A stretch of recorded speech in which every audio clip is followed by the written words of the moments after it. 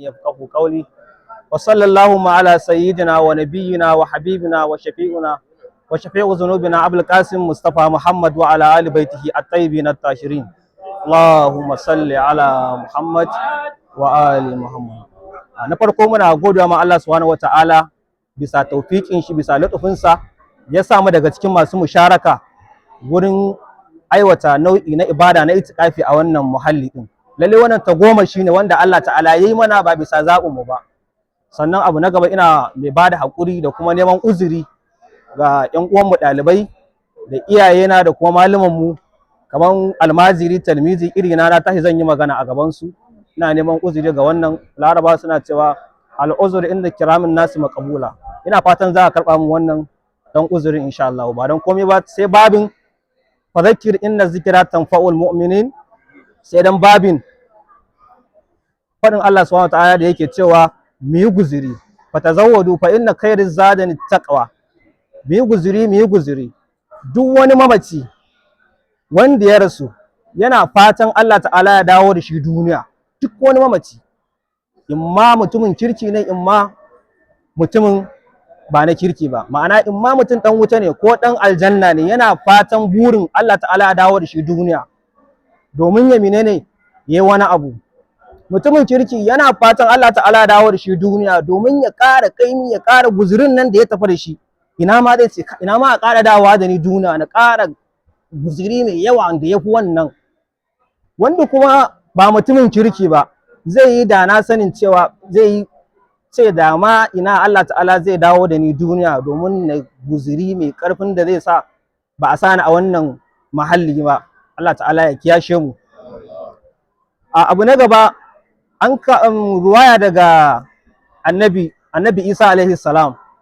Allah ta'ala daga cikin tagomashi da ya masa da izaji da Allah ya mai, yana magana da mamaci, yana tada mamaci, yana halitta haya'a, ya yi gini kamar siffan tsuntsu, ya numfasa jikin wannan tabo din, sai Allah ta'ala ya halitta tsuntsu bi iznillah. Masalan daga cikin wannan wata rana ya yi mafarki da mahaifiyarsa, wani ruwayan kuma ya yi magana da ita ne mubasharatan a kabarinta, yake tambayanta ya umma shin kina da wani burin ki dawo duniya? Ta ce na'am ya ɗana, ina burin na dawo duniya. Sayyada Maryam al-Azra take wannan magana, tana burin ta dawo duniya, wanda Allah ta'ala yake cewa ala lisanil mala'ika suke mata bishara, ya Maryama innallaha astafaki wa dahharaki wastafaki ala nisa'il alamin. Sayyada Maryam alaiha salam take cewa madanta annabi Isa tana burin ta dawo duniya bisa dalilai guda biyu. Na ɗaya tace ina so na dawo duniya ne ta azumi a lokacin da ake tsananin rana, tsananin zafin rana ne ta azumi a wannan lokacin, ma'ana tana ta ƙara guzuri. Ta ce ina so na dawo duniya domin na dinga ibada a cikin dare mai tsananin sanyi, irin sanyi da ake ɗin nan, kunturin sanyi. Sai da Maryam ta ce tana so ta dawo duniya domin ta dinga menene yin abin raya wannan dararen domin ta ƙara wani guzuri. To yan uwa, idan wayannan bayin Allah ma'asumai suna irin wayannan abubuwan, ina gani ga kai wanda a kullum sai mun yi saƙon Allah, a kullum sai mun yi saƙon Allah. To ya kamata mu ƙara ƙaimi. Wannan muna guri ne wanda kamar yadda na faɗa to goma shine da zabi wanda Allah ta'ala yi. Miliyoyin jama'a suna ta menene burin ina ma da suna wannan gurin, ina ma da suna wannan gurin. Wani falala daga cikin wannan gurin, duk sallah raka'a ɗaya a gurin nan yana making din sallah raka'a 1000 ne wanda ba gurin nan ba. Sallah raka'a ɗaya kai, raka'a ɗaya anan wa ali Muhammad. Wannan ta goma shi ne wanda Allah ta'ala yayi mana, lutufi ne ba wai yin kanmu bane ba. To ɗan uwa mu ribanta da wannan daman, mu ta ibada, kar kuma mutum abubuwa yau da shi ya ce na yi sallah raka'a 1000 nan da ake, na yi janshan kabir, na saki Qur'ani, ai shi ka kawai na huta. Kaiwa Amirul Mu'minina an bashi, an ce ma Allah ta'ala, Annabi Rahama yake ce masa saran Imam Ali sara ɗaya ya fi ibadan sakalai, ibada na mutum da aljan yafi. Amma Amirul Mu'minin ya ja kwanta kawai, ya zo a ruwaya a kowace rana yana sallah raka'a 1000, kowace rana sallah raka'a 1000 yake yi. Annabin Rahama an ce an yafe masa zunuban shi wanda ya kurakuri ko wasu abubuwa, an san annabi Rahama masumi ne, amma faɗin Qur'ani an yafe masa duk abin da zai yi, amma yin haka bai sa yayi ƙasa a gwiwa ya zanna ba, yana ta ƙara guzuri, yana ta ƙara guzuri. To ƴan uwa, a bisa wannan ne muka ce to za mu ke ɗan tunatarwa ma ƴan uwa mata yassara, babun fa zakkir fa inna zikra tanfa'ul mu'minin. Wani abun duka mun san su ne, muna ƙara menene nanatawa ne ma ƴan uwan, ana faɗa sai ga mutum ya tuna, sashi yana ƙarfafan sashi, haka ake buƙata ƴan uwa. Sannan kuma gurin kula da sallah, mu dinga kula da sallah, mu dinga kula da sallah. Sallah ita ce ginshiki na addini, in aka karɓe ta kuma bayan sallah duka wani abu da ya zo bayan sallah insha Allah za a karɓa. In ya subhanallah ya zama to ba a karɓi sallar mutum ba, to fa duk wani abu da zai zo bayan sallah wannan gairin maqbul. Ya zo a cikin riwaya sai da Zahra alaihi assalam wata rana tana tambayan Annabi rahama babanta, take cewa ya mahaifina, madmunin riwaya bi lugatil mahalliya misala, take cewa ya baba, wani irin uquba Allah ta'ala ya tanadar ga mai wasa da sallah, maza ko mata? Annabi rahama yake cewa ya Fatima, duk mai wasa da sallah namiji ko mace, Allah ta'ala ya tanadar masa uquba guda 15. Uqubobi guda 6 za ta same shi a duniya ne, guda 3 yayin da zai mutu, guda 3 a cikin kabari, guda 3 kuma yayin da zai tashi daga kabari, ma'ana ranar kiyama kenan.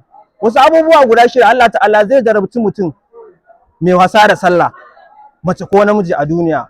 Na ɗaya shine Allah ta'ala zai cire albarka a rayuwar mutum zai zama bai da albarka. Na biyu, Allah ta'ala zai cire albarka a dukiyar mutum, duk dukiyar da kake da shi zai zama to ne babu albarka. Na uku, siffa, alamomi na mumini da yake zukatan mutane, alama na mumini Allah ta'ala zai shafar da wannan alaman a fuskan mai wasa da sallah. Na gaba, Allah ta'ala ba zai karɓi addu'ar mai wasa da sallah ba. Na 4 kenan ko? Na 5, duk mai wasa da sallah ko yayi aiki na alkhairi Allah ba zai karɓa ba, wa iyazu billah.